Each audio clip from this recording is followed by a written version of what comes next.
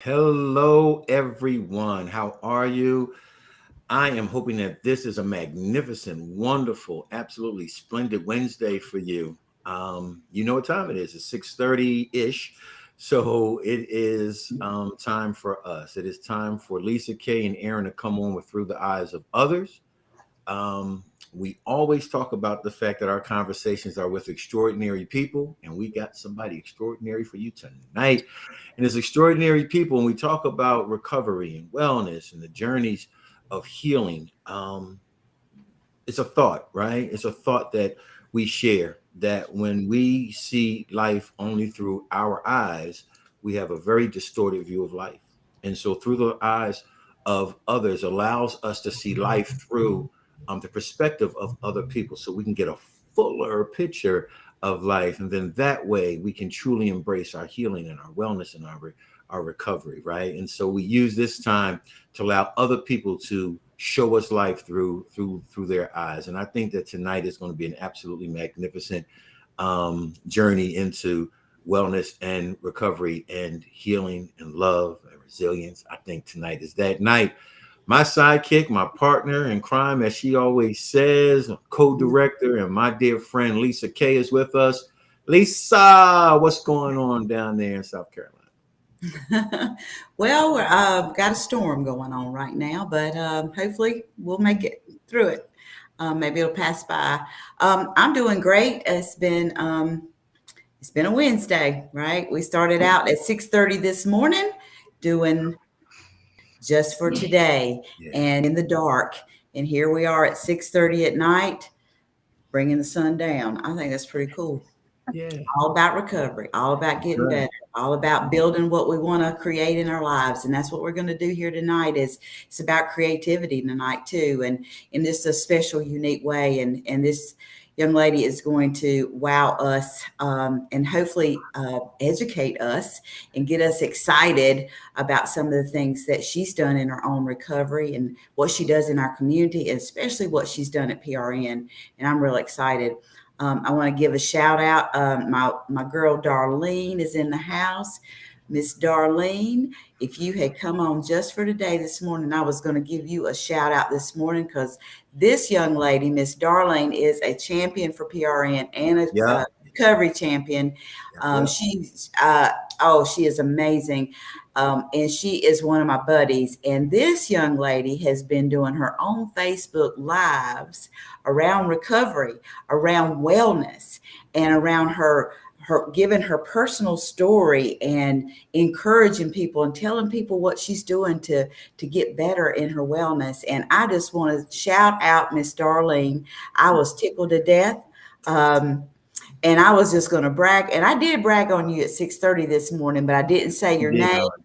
She did, darling. because I wanted you to be there. And but anyway, I wanted to shout you out tonight because I love the fact that you are brave, courageous, and creative, and that's what Through the Eyes of Others is going to be about tonight. And you were very creative in your own right and what you did on your Facebook Live. I was so proud of you. Oh, I was laughing and screaming when I saw all that. So you keep up the good work, darling, because I'm going to be tuning in to watch more of Miss Darlene live with Miss Darlene. So I'm just so proud of you. We have Ariel with us saying hello to Shane. And we have Miss Karen saying hello to her family. My And we favorite. have our famous Mr. Allen with us saying hi to Shane. Good That's a to see Shane you. fan right there. Yep, he is. He is faithful. Alan is a faithful member of our PRN family and very faithful to the creativity that you guys use and what you have taught. And I can't wait. I'm not going to spill the beans. But anyway, um, and Darlene says, got to do a replay. And she's thanking for us for shouting her out tonight. So, is that Amanda? And Amanda might be on saying hello to Oh, us, probably as Miss Amanda. She comes on and she's incognito as PRN, so we're not real sure, but I think it's an Amanda sighting. So I'm pretty sure Amanda. it is. She probably won't tell us now if it's her. But anyway, we got some great folks on with us tonight, guys. You share this on your social media. If you've got questions, comments about what you're hearing tonight, do your thing, because we'll be talking about it, and Miss Shane will address any questions that you have for her as well. So I'm excited. Let's get this thing going. Thank you, Lisa Kaye. And for everybody that's on with us, don't forget to please share this on your social media networks to your friends and family. And please go to our YouTube channel, subscribe. We're still trying to get 10,000. I'm not going to stop until we do, because I want 20, but we got to get to 10 first. So let's get to 10,000 subscribers so we can keep getting our messages, our conversations, our classes of wellness and recovery into the homes, on the platforms, on the telephones, on the computers of everybody, right? Wellness and recovery, healing, it is real. It is not just possible, it is probable if we go ahead and put that word out. And so let's make sure that we are doing that. So, Lisa Kaye, we always talk about our extraordinary people that we have conversations with, and we have a person that we find extraordinary. Our guest today is Shane Maynor. And Shane, help me, Shane. Are you the founder of, or are you the director of? Talk to us, Shane, about who Shane is. Talk to us a little bit about Guerrilla Poets, and let's get into who is our buddy and family, Shane. Yeah, so I am the executive director. I'm also the founder of Guerrilla Poets, which is a nonprofit located, we're based out of Charlotte, but we have members all over the US, and we have a UK branch as well. And we provide art, music, and poetry programs in places with little to no access to the arts. A lot of us are in shelters and school systems. We work with the Charlotte-Mecklenburg Juvenile Detention Teens. I also do a lot of poetry and art healing programs in lockdown facilities and in crisis centers as well. So we're all over the place. Yeah. Wherever there's a need, we try to meet it. So listen, there's a lot of love for you and for your squad. I love your squad. You know, we get together and we just chop it up and cut it up. There's a lot of love for you because of what you do and how big your heart is. If you haven't been to Kannapolis, North Carolina before, everybody, I want you to know you are now, because that's where both Shane and I are at the moment. And so welcome to Through the Eyes of Kannapolis. He's actually in my living room, y'all. He's actually in the living room in the So Shane, let's talk about it. What was going on when Shane decided that this journey would be come what it is? When you decided, right, that I've got to do something. I've got to have my fingerprint on how people get to live the quality of life at the level that they want, how I get to be a part of the wellness and recovery and the healing of other people.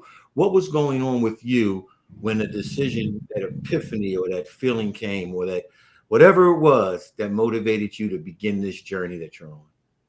Well, it really technically started in high school. I had a horrible time in my high school years. You know, I grew up in a very violent atmosphere, grew up in an alcoholic family. Most of the adults around me were the Hells Angels. So I grew up in gang atmosphere as well. And then when I got to high school, my father died unexpectedly. And so my mental health went completely off the rails. And I had suffered severe sleep deprivation and bouts of paranoia. I had OCD, intrusive thought, and just all these things started spiraling. And at the time, we didn't really have language around mental health like we do now. And it hasn't been that long. I mean, I'm 37, and this was so I guess was that 15 years ago, give or take a few years. And you know, there was no term anxiety. There was no panic attack. There was nothing like that. So instead of someone coming to me and being like, hey, are you okay? It was mostly like, oh, we're going to send you off. We're going to lock you up. It was more punishment than it was, how can we get you stable, you know? So from day one, when I was going through those really rough years, I was like, if I survive this, I want to work with other teens. I want to be the person that, you know, I didn't have. And I honestly didn't think that I would make it into adulthood. I didn't think that I would live past 18. And then when I got 18, I was like, there's no way I'm making it to 21, and then here we are today. Right. But that was really where it started, where I was like, I could see the need. My friends were hurting. I was hurting.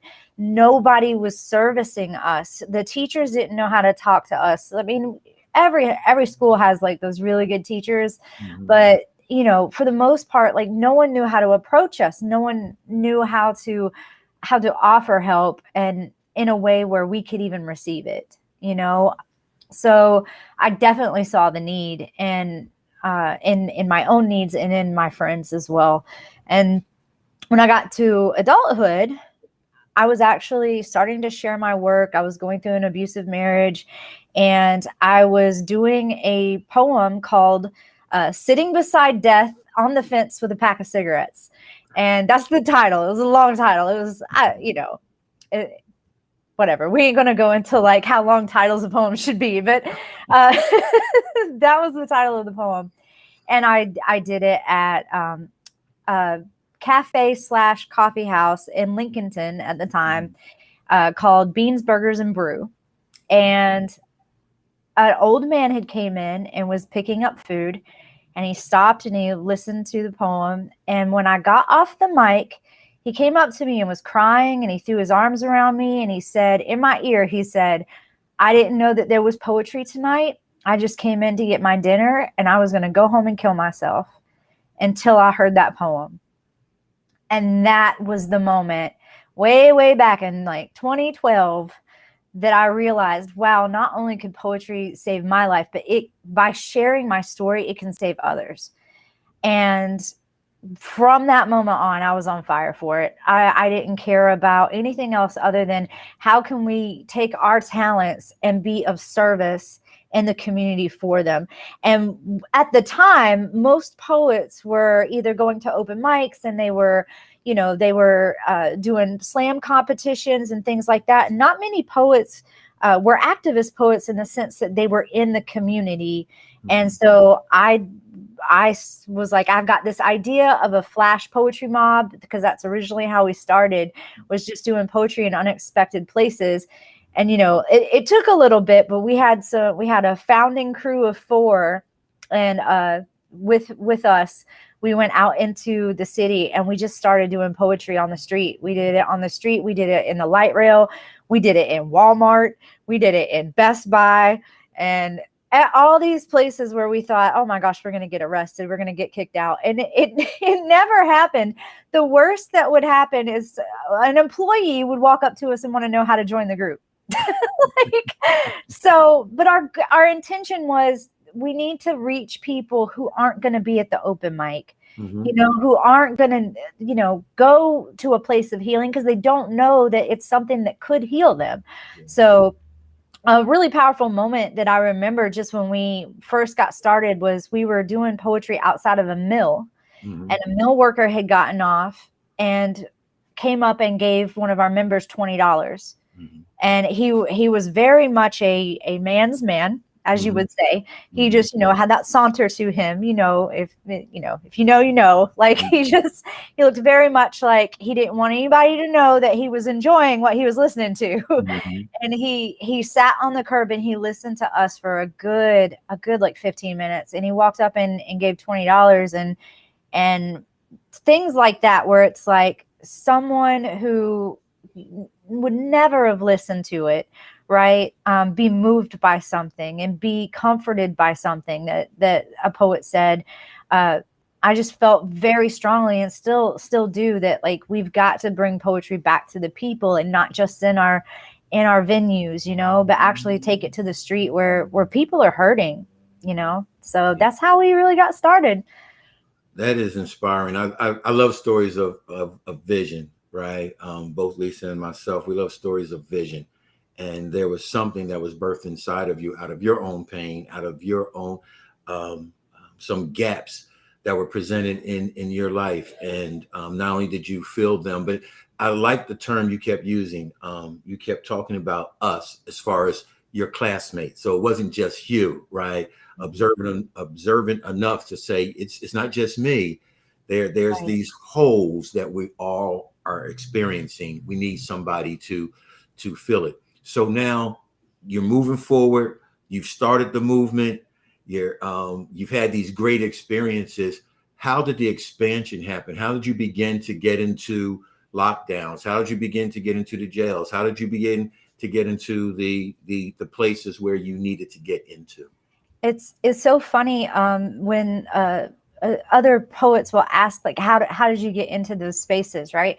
And I always just go back to like I'll never forget, like from the get-go we wanted to be working with the juvenile detention centers and things like that. And there's one out of, I want to say Dallas at the time. Mhm.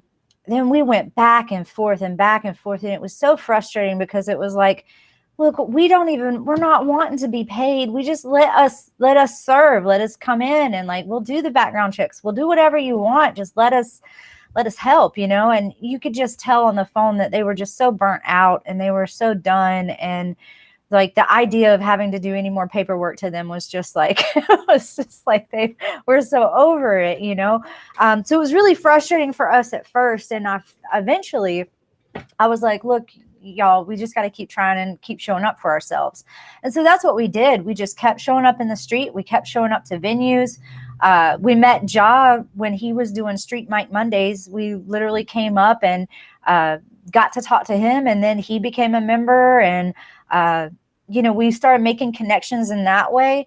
And we just kept saying on the mic, whenever we got a chance, we would be like, look, if you want us to come to your school, if you want us to come to your center, contact us. Here is our information. And they started emailing.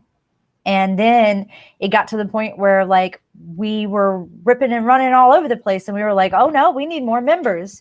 And then, and then the same with like any nonprofit, right? Like at the beginning, the founders doing everything, right?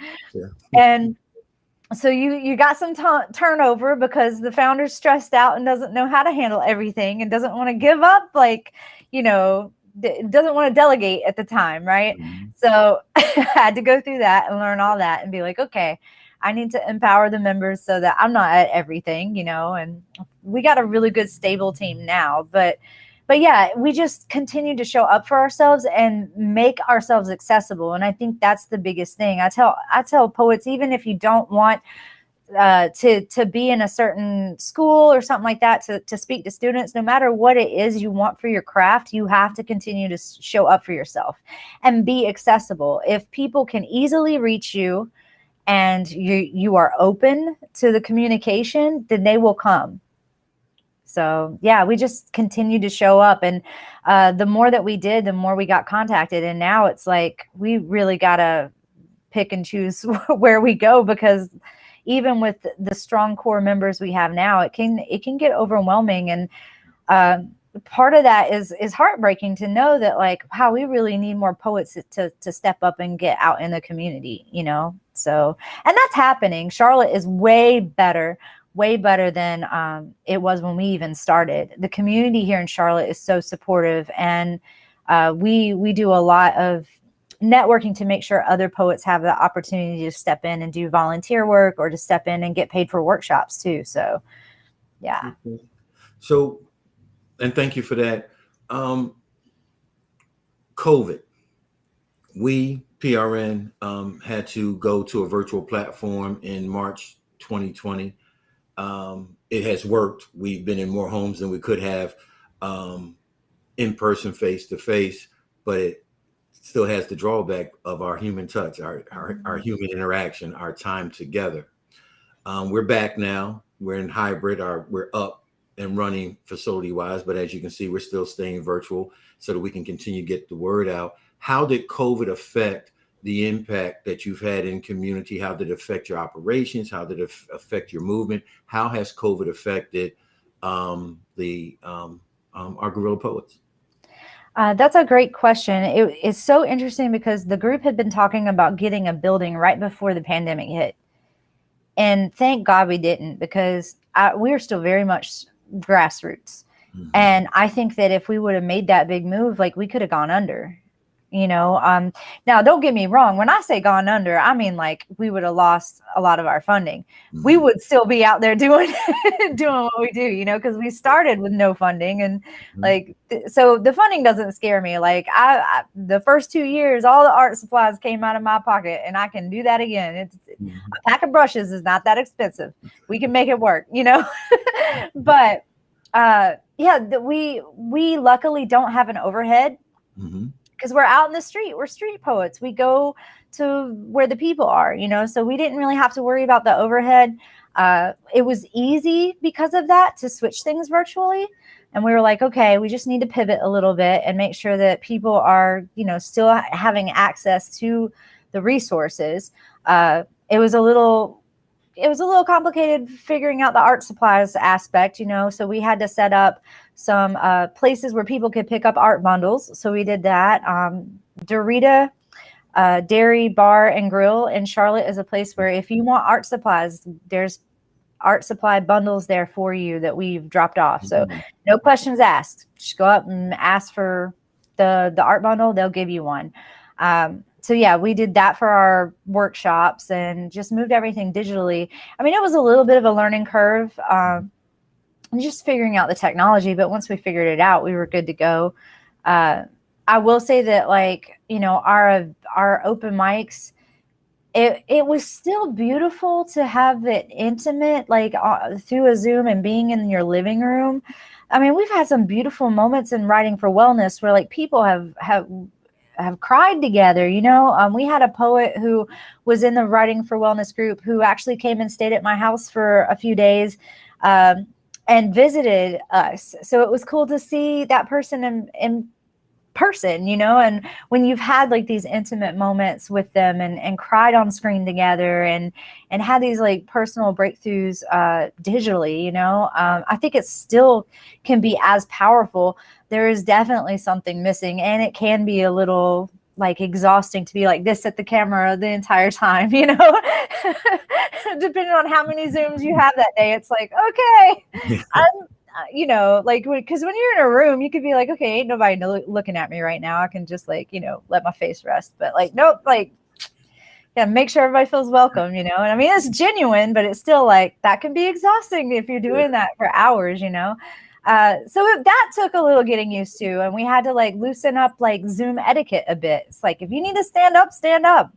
If you need to turn your camera off, turn your camera off. It's okay. Like, so we had to like rewrite that I don't know if you would call that societal norm or whatever, but we had to like grant permission in that way to be like, you show up however you need to show up, just so long as you're not cutting yourself off from the resource. So that was interesting to navigate as well. But and by doing that, you keep the flavor of who you are, right? That this is a show up as you are. And so now that it's on this platform, it doesn't stop the fact that you get to show up as you are, right? So that's a wonderful thing. I want to throw this out there real quickly. One, I want to share. This is a sharing moment. I've been a fan since I met you a couple of years ago while we were at our former location. But I became a real fan when I called you this early in the summer, that we had this major storm coming, and I called you for you to cancel because I was concerned about you being outside. Do you remember? Yeah. And you was like, you know what? Whatever comes, we'll take it. We're going to be there. We're going to show up for our folks. And I'm like, are you sure we can do another date? You're going to get rained on and I won't be there. And you know, I've got people coming from out of town. We don't care who's there. We're going to do this. And I became a super fan at that moment. I was already a fan, but I became a super fan at that moment because that's the spirit that we operate in, And I was trying to look out for you guys, and you're like, I'm looking out for our folks. And so that was magnificent to me. I'm gonna ask you this question before we turn it over to Lisa Kaye. And so I'm sitting from the novice seat, right? My wonderful sister, she's departed now and transitioned to eternal life. My older sister, Ted wrote, she was a poet. She was a poetress, or she wrote poetry. When she left us, I got all of this poetry that she wrote over the years. which I've Oh, given to my no. oldest daughter, who is also an A.L. Brown graduate. And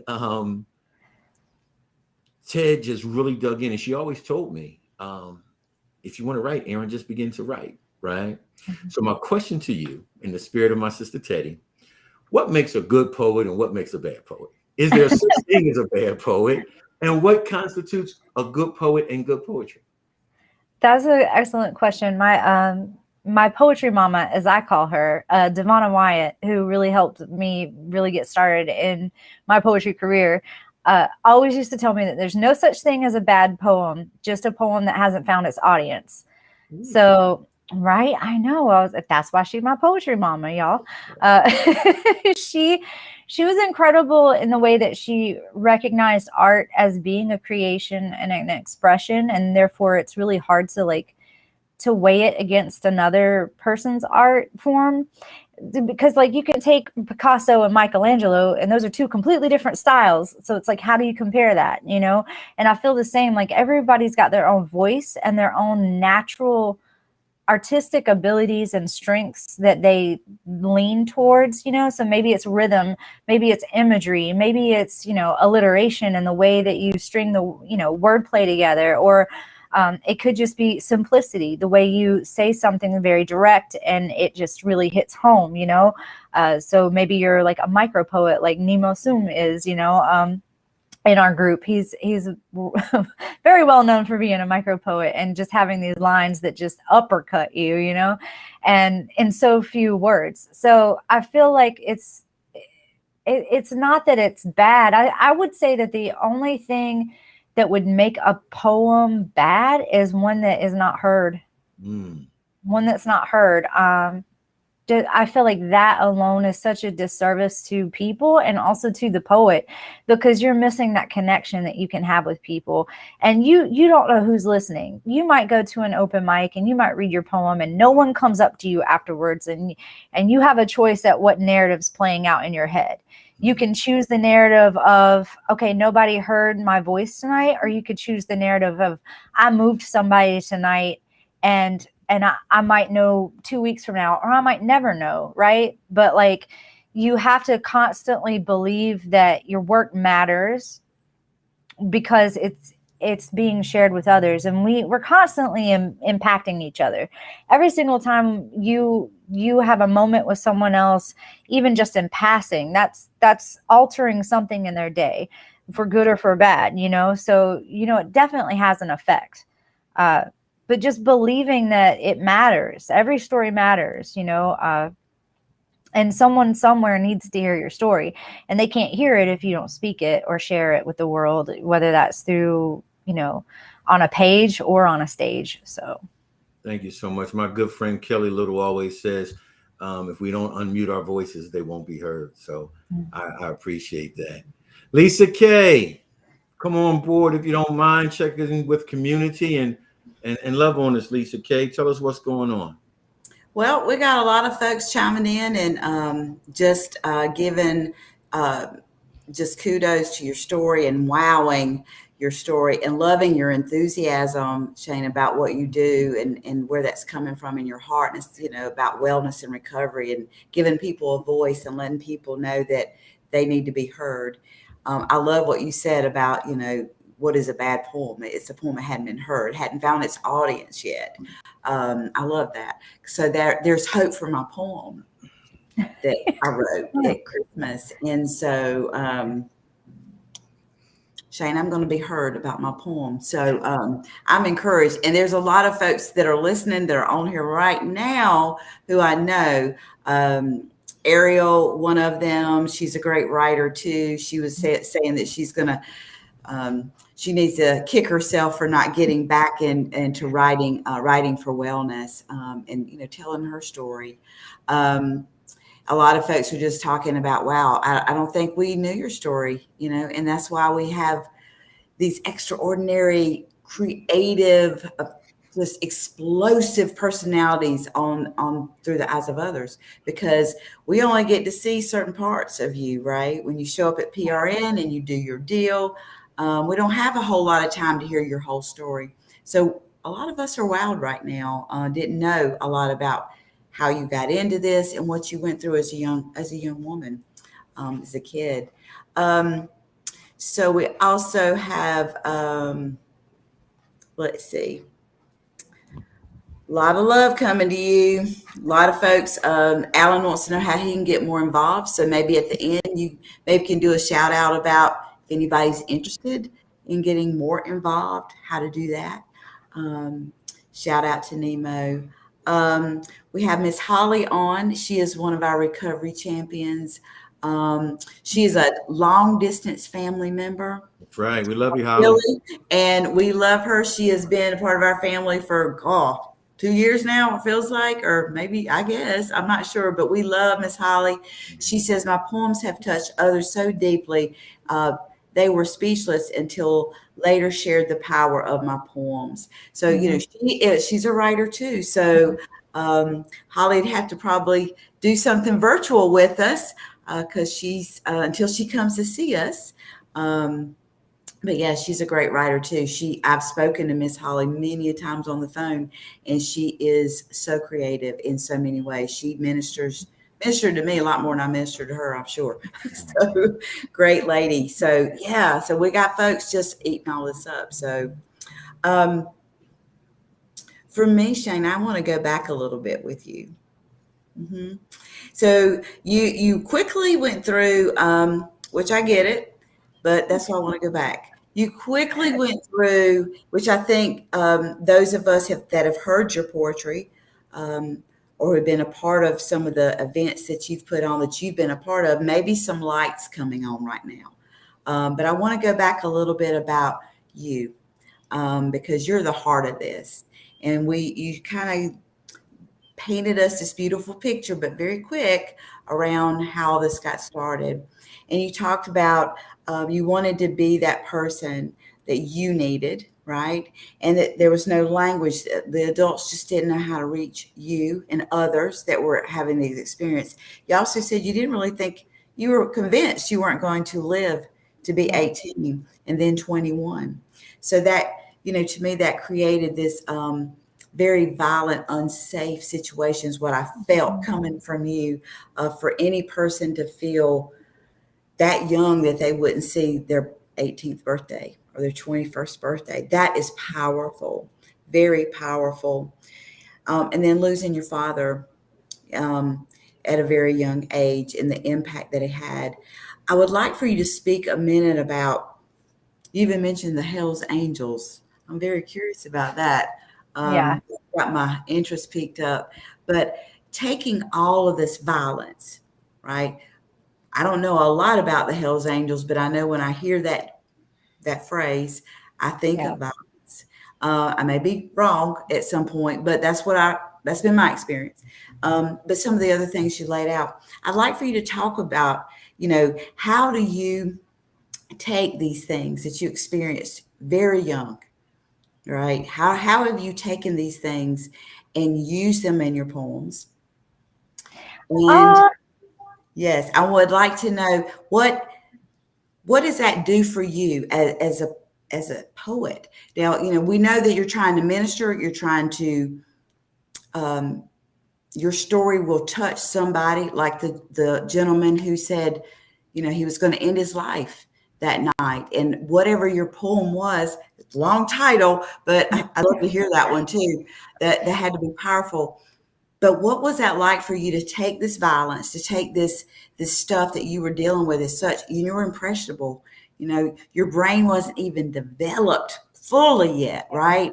And having to process all of this, the adults in your life didn't know how to deal with.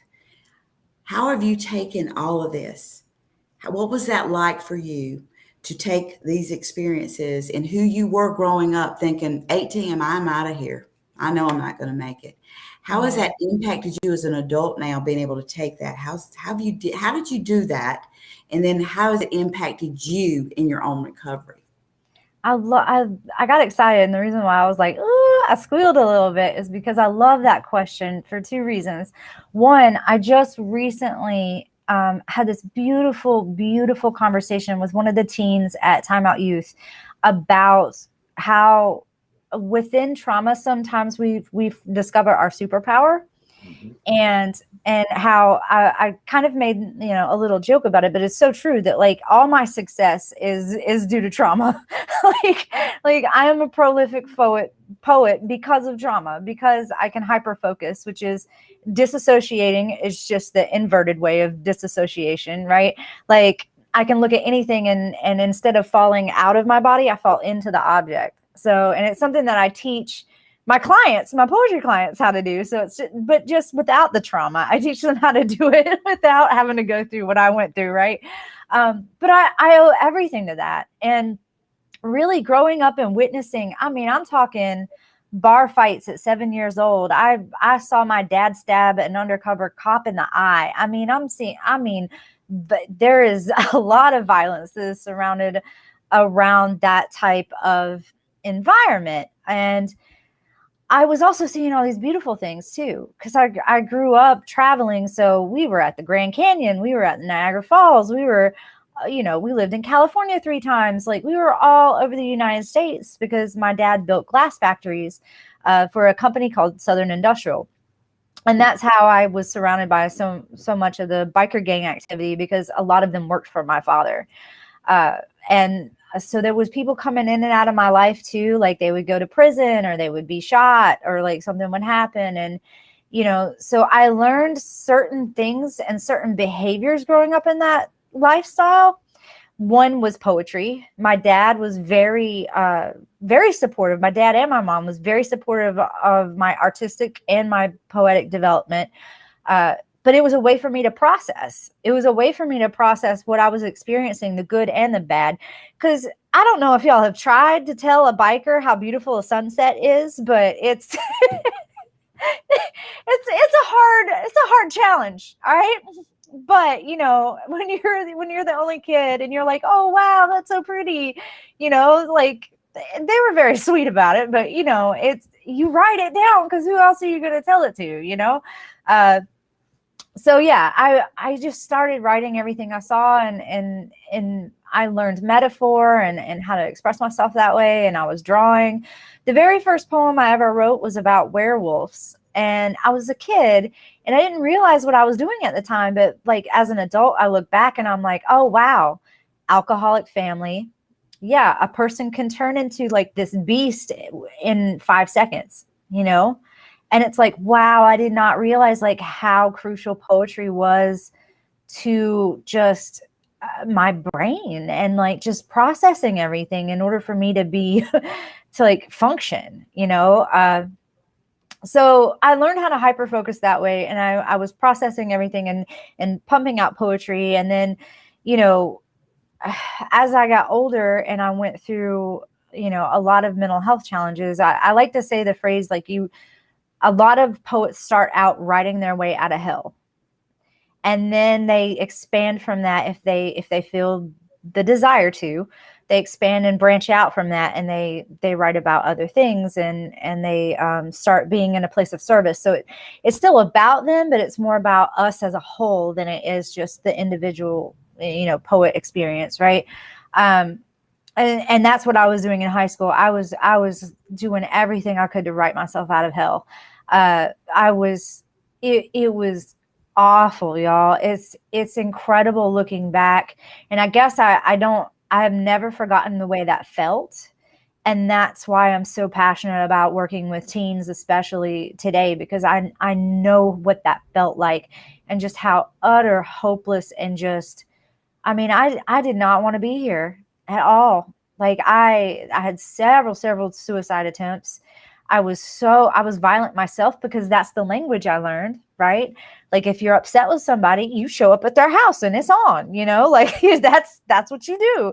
And later on as an adult, I had to unlearn all that, because then it started becoming it started feeding the paranoia of mental instability that I was suffering from. So it got to the point where I was a people pleaser.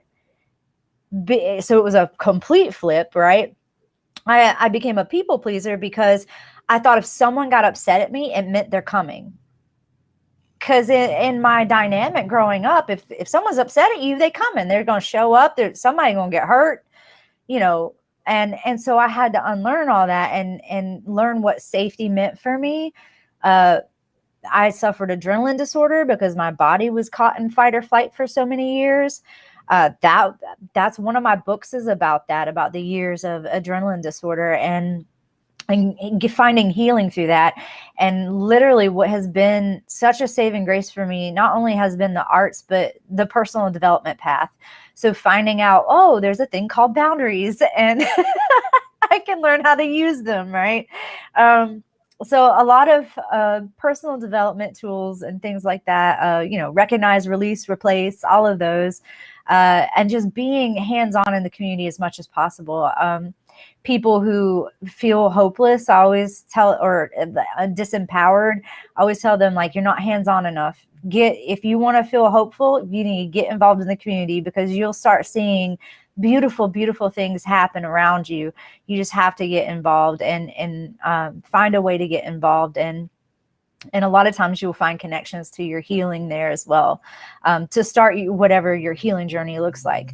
But yeah, it was very much like, I'm not going to make it. And just step by step, I truly believe also kindness, like people who showed me kindness, just very small acts along the way when I couldn't offer it to myself, kept me going to the point where I could take the first step on a healing journey. And so that's why I also try to teach empathy. And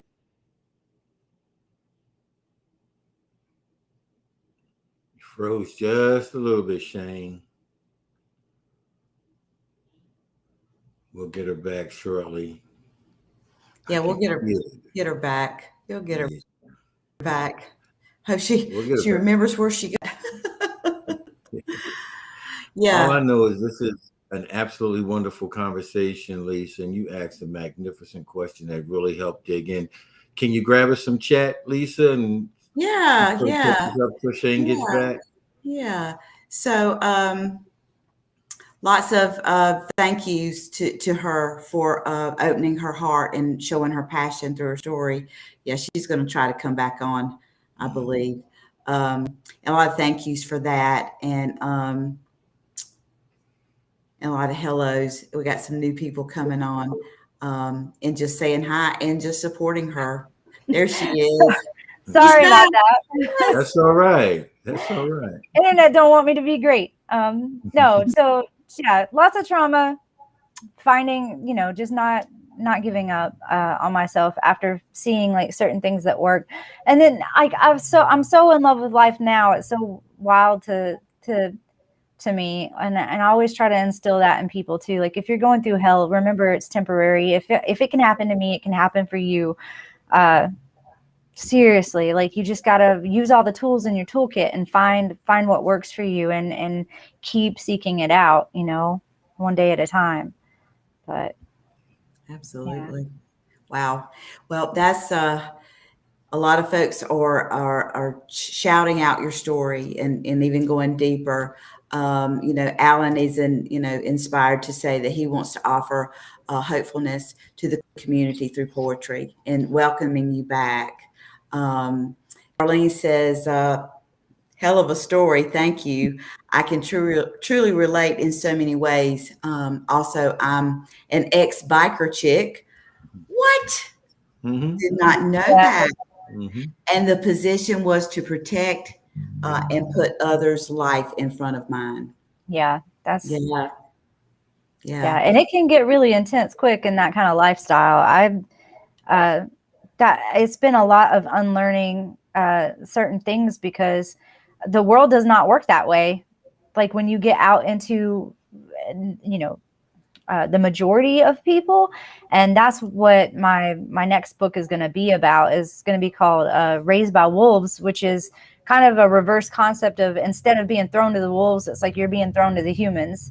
And like, how do you navigate that? And how do you learn how to have healthy relationships without the pattern of, especially growing up traveling as well, because it was very much like you would land in a place and then you would be gone. And so when you actually, like here in Kannapolis, the friendships I've had to like explain, like, I might disappear for a while. It doesn't mean that I'm not coming back. It's just like I didn't learn how to establish, like, I'm gonna go over here. Because we just did whatever we wanted to. Like, there was no communication like that. So yeah. That's going to be a great book. Great book. Absolutely. Well, thank you for sharing that. I know Aaron wants to talk about a few other things, and hopefully you can also give folks some ideas if they want to get more involved with Guerrilla Poets.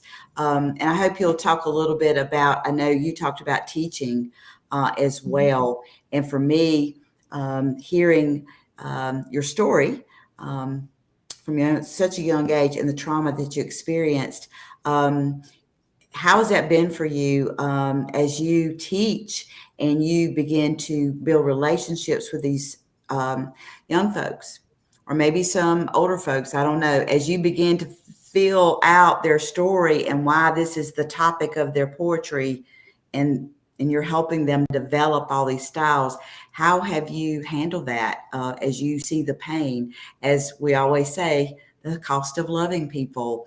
So how have you dealt with that, and how do you take care of yourself around that? Yeah, definitely.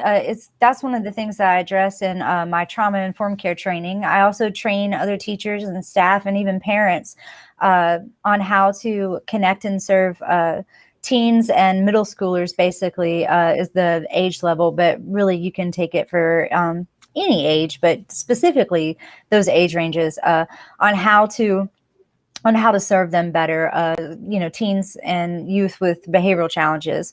And for me, it definitely boundaries. I learned early on, because Lord knows when I started, I wanted to adopt every student I had, and like, no, we're not going to start a foster home. Like, let's slow it down a bit, and then knowing when to put it down. I'm a huge believer that, yes, you do carry their story. Like, if you really want to make an impact, you do have to take some of that weight on yourself, but you have to be careful and know when to put it down, because it can really start to get to you. And you got to know that you're not there to save anybody. You're there to create a space so that healing can happen. Because if you start getting wrapped up in, like, oh, I lost one, because we had some students get shot, we had some students die. I mean, it's heartbreaking. And if you come at it from, like, it's your responsibility, like, on their decisions, you're gonna really wear yourself down. So I always try to teach boundaries in my trauma informed care training, like, know what you're willing to do and what you're not willing to do, and set up a ritual for yourself. The moment you leave that building, oftentimes there's been times I've left Promise Resource Network and sat in my car, or me and Nemo had talked outside, and we've held each other and cried out there just to process what happened during the workshop, just to acknowledge and honor what happened and kind of go over what happened, and then set it down and go home, so I'll always sit in my car for a while to process. And then when I get home, I might turn on a certain type of music just to signify, okay, I'm home now. I'm done, things like that have really helped. And just paying attention and being present, y'all, is so beautiful. Like, the more present you are, you will see what I call those little holy moments. They're always there. They're always there. It might be the student finally takes their hoodie off. It might be something as simple as, like, a spark in their eye and they get excited about what they're writing or what they're creating, but it's always there. And if you can train yourself to be present enough to look for it and notice it when it happens, you're going to continuously be fueled, because that it matters and you see it happening before you, and it's the faith and the belief and the proof that I continuously see that allows me to do what I do, and do it so often. I mean, there was one year I was teaching 7 days a week, and I did that for the entire year. Now, we're not going to talk about the stomach ulcer I got, but energy wise, okay, I was not burnt out, because I was seeing those beautiful things. Right now, the physical body is a different thing. You please eat, rest, take care of yourself. But yeah, if you remain present in the moment, stop trying to clinch and hold on to the outcome, and you just allow yourself to be open and create the space for that to happen, those magical moments, those holy moments will always be there. So that's how I keep going and do what I do. So. Wow. Thank you. That was great. All right, Aaron. Hey, Follow listen. that. I just add to it, right? That's right. Yeah, I actually, as you was talking, Shane, there was just this kindred spirit, right? And what I heard, you are us and we are you, um, actually hearing as you shaped what those moments look like, because those are the moments that I live for, to be able to see when you can look in the eye or see the frown turn to a smirk and then a smile, right? No matter what that looks like. I often share this, and I'll do it again. Lisa is very, very gifted and talented to be able to see those moments in people. And that's one of the honors of working with her, and some of the other people that we have the privilege to serve with, right? So it was great hearing that. It's great hearing that this time of the day, especially after some days like today, can be very tough, to hear somebody who gets it. And what it is about is people, and it is about the healing of people, right? Mm-hmm. And to help people get into that position and making ourselves available for that. So it was great to hear. The books, let's talk about them. How many books are out there? You invited me to a book signing. There was a conflict of my schedule. I couldn't make it. Keep inviting me. I promise I will get there. How many books? Are they all about poetry? Are they all about family? Tell us about the writings, the books. Yeah, so I have 3 books out, and I have a plethora of more that I need to put out. And that's what happens when you do stuff for everybody else and you don't do anything for yourself.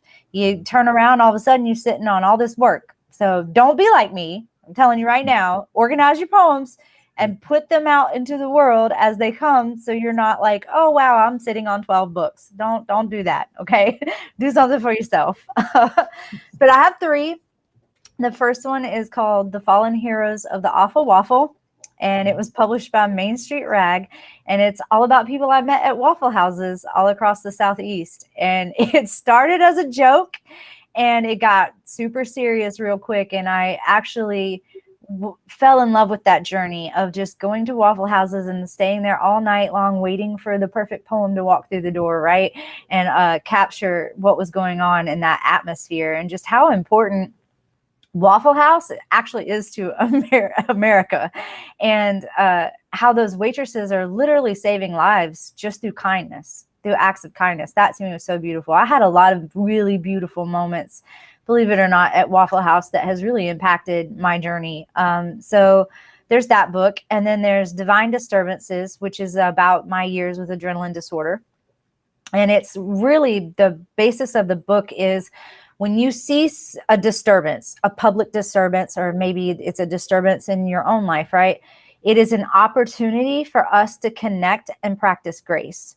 So if you see someone cussing out a clerk in line, it is that person saying they're hurting and there's a need that's not being met.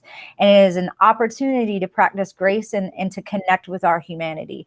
And that book was written when my mother was dying, my cat was dying. I was getting ready to leave a job that had become, pretty toxic and bad. And it was just a lot going on. I had the adrenaline disorder. So it was like everything in my external was a disturbance and everything internal was a disturbance too.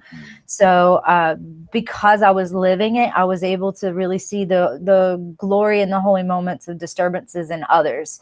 So that book is about that. And then my latest book is Road Hunger. And that was a fun one, just about wanderlust and craving something that you can't name or tame, right? And that book has a little bit of everything. It's got, some romance. It's got some hot moments. It's got adventure. It's got anger. It's got grief, all of that. And it comes with a huge playlist that I probably spent too much time curating. and a scavenger hunt that you can do while you're driving. So that book was just for me to have fun. And it's one of my favorite projects, seriously, by date, I would have to say.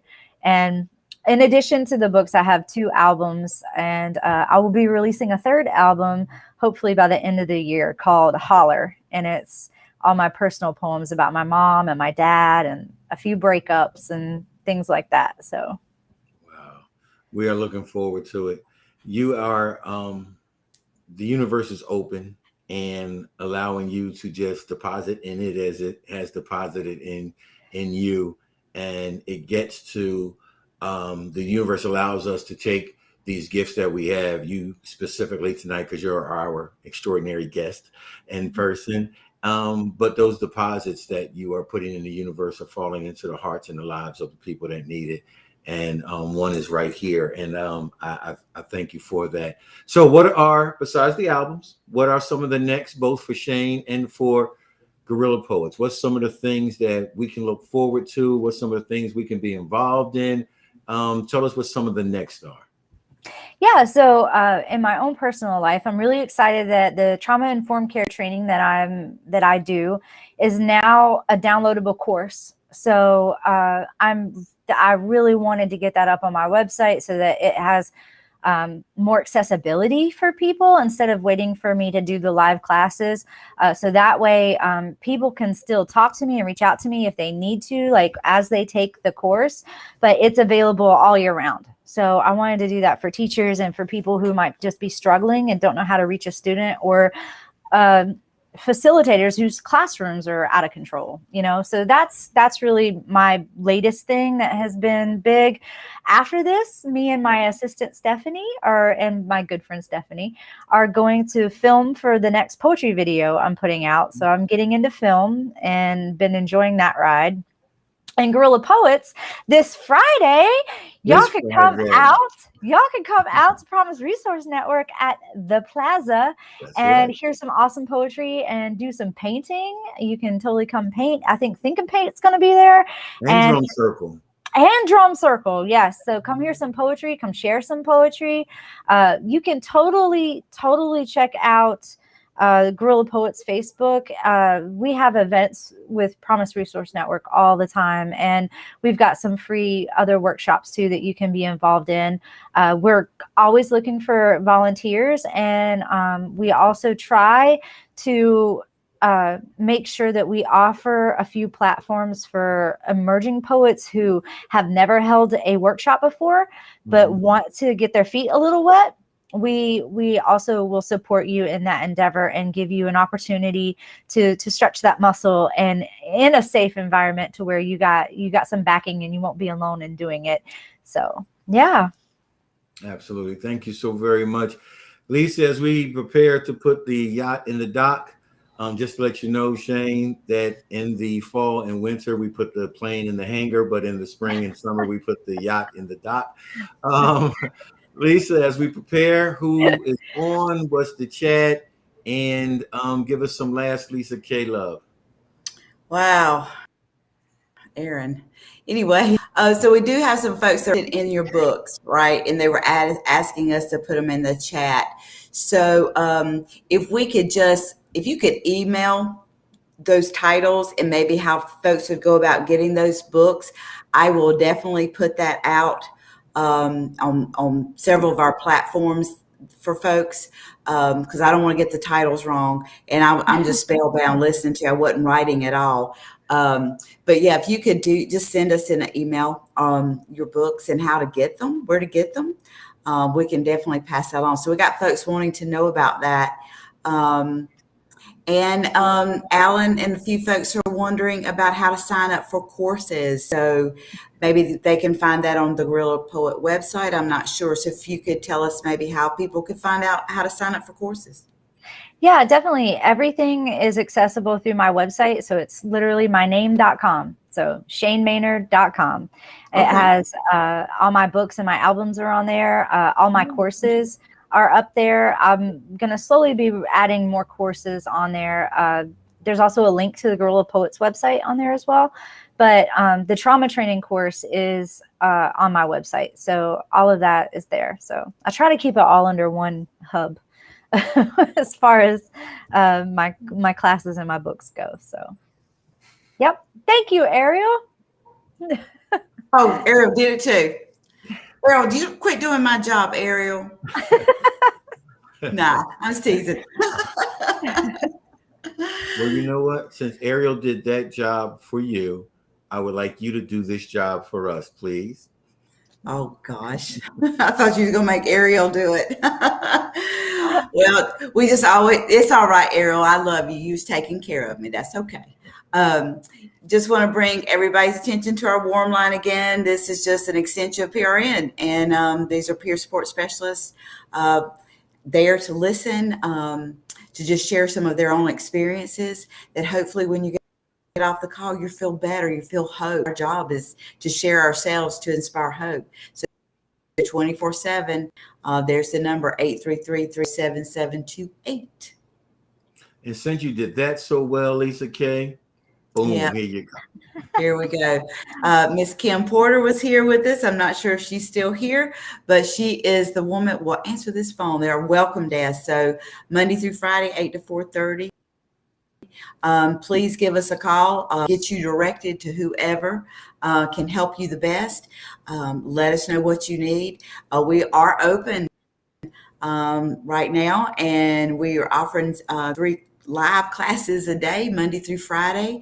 And want more information about that, you can call Miss Kim, and she'll plug you in on what's going on and how to get more information, help you get connected to our website, help you get connected to anything that you need. Thank you so much. So as we now shut this thing down, I want to give a shout out to Saida, our friend Saida, who is on tonight and has been on, and just wanted to make sure that you know we're saying thank you to you, Saida. Shane Maynard, you are absolutely magnificently wonderful.